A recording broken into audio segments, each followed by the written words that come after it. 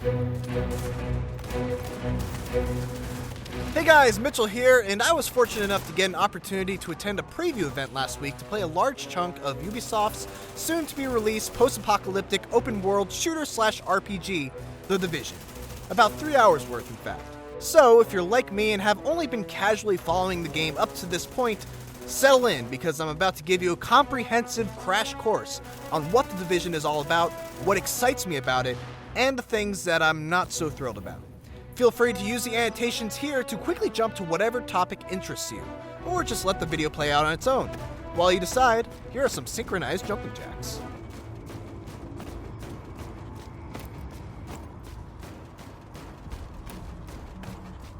So, first, let's get the overall look of what The Division actually is.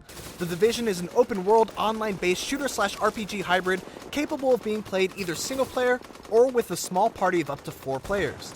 The game takes place in a near one-to-one recreation of Midtown New York City in the aftermath of a catastrophic, some might even say apocalyptic viral outbreak that has turned New York City into a lawless war zone where various factions battle it out for control of the streets. Players take control of a member of the Division, a group of highly trained sleeper agents planted by the US government set to activate when the central institutions of our government break down, with the goal of restoring order. The Division is being marketed as an RPG, but you wouldn't be wrong calling it a shooter with a heavy focus on RPG elements. The combat is all cover-based shooter, giving players the ability to stick to cover and then seamlessly move to another piece of cover just by aiming at it and holding a button. You can also use blind fire, vault over chest-high walls, you name it.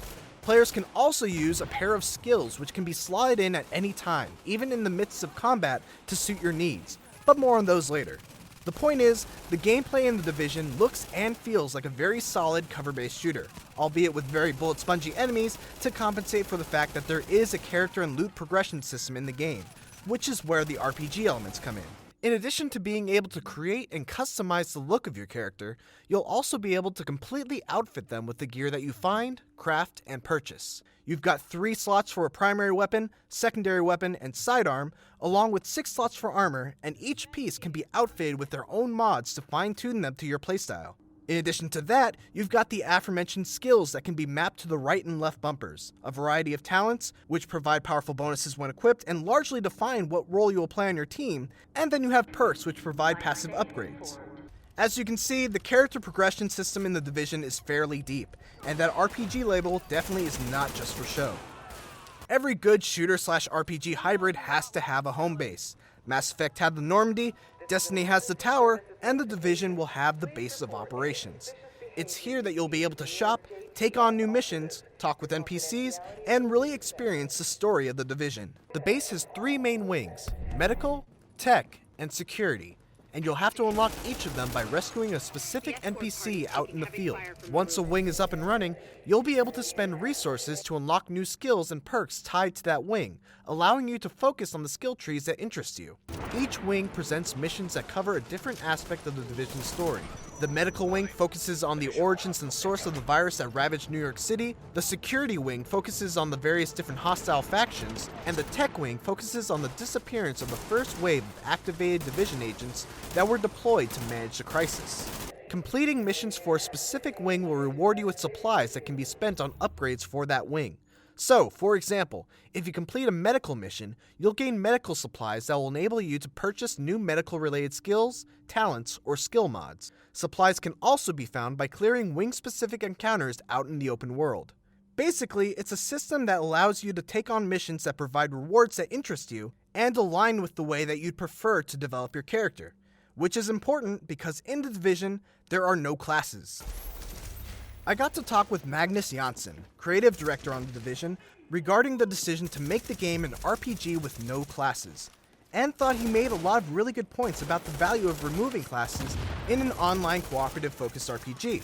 To paraphrase him, he's not a big fan of being forced to make a choice of which class to pick at the very start of the game, before knowing what the game's mechanics are or what a specific class will eventually be able to do. Then once you pick that class, you'll play for a bunch of hours and then look to join your friends, and there's this potential for class overlap and incompatibility.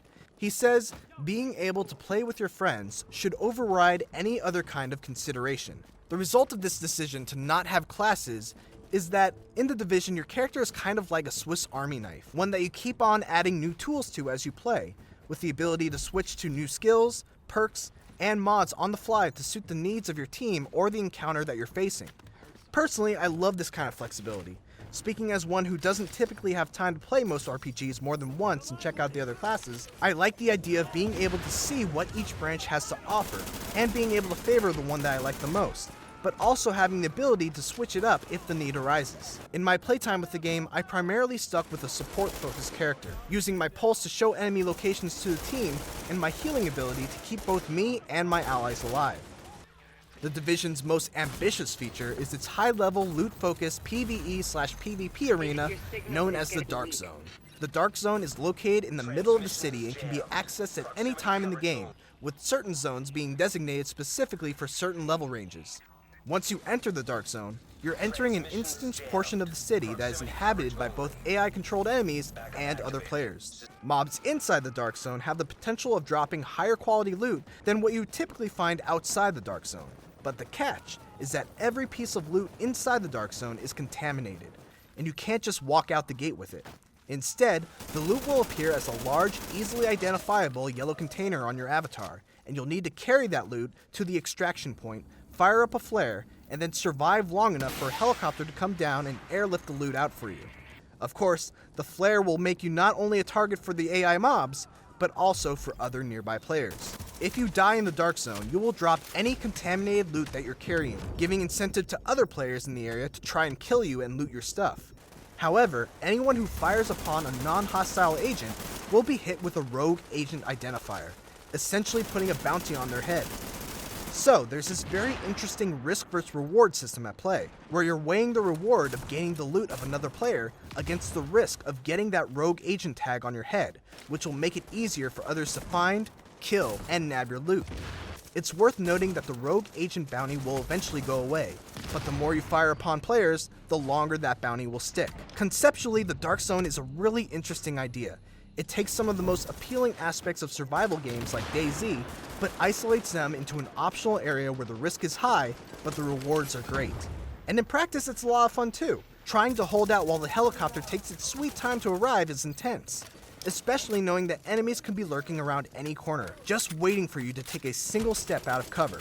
Likewise, staking out a helicopter and waiting for someone to try and make a run to secure their loot is also really exciting. Granted, this is a place that you'll likely only want to venture to if you have a party that you trust. Otherwise, it's very unlikely that you'll actually manage to get anything out of it. Package is secure. Extraction complete.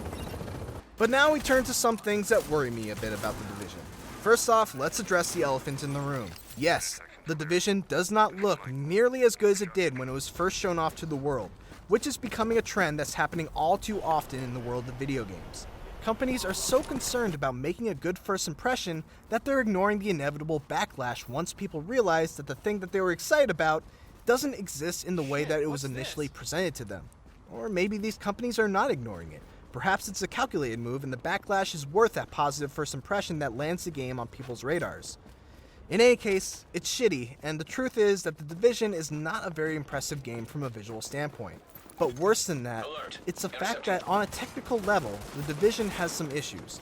Now first, let me be absolutely clear that the build that I played is not the final build, and if this game was coming out 6 months from now, I probably wouldn't even mention stuff like this. But with March being only 2 months away, I can't not mention the fact that in my playtime, our party of 3 collectively crashed 4 times. Me once, another guy once, and the third guy crashed twice. I'm also a little worried about The Division as a single-player game. The developers are adamant that The Division will still be a great single-player game, just made better when you have a group of friends to join you. But, to be honest, I'm skeptical. In the moments that I was separated from my team, playing through the Dark Zone was not a fun time. And it has the usual problem that other shooter/RPG games have, with enemies being so bullet spongy that it takes a lot of the satisfaction out of the gunplay when you're playing it as a single player. Despite my concerns though, I really did have a great time in my 3 hours or so of playtime with The Division.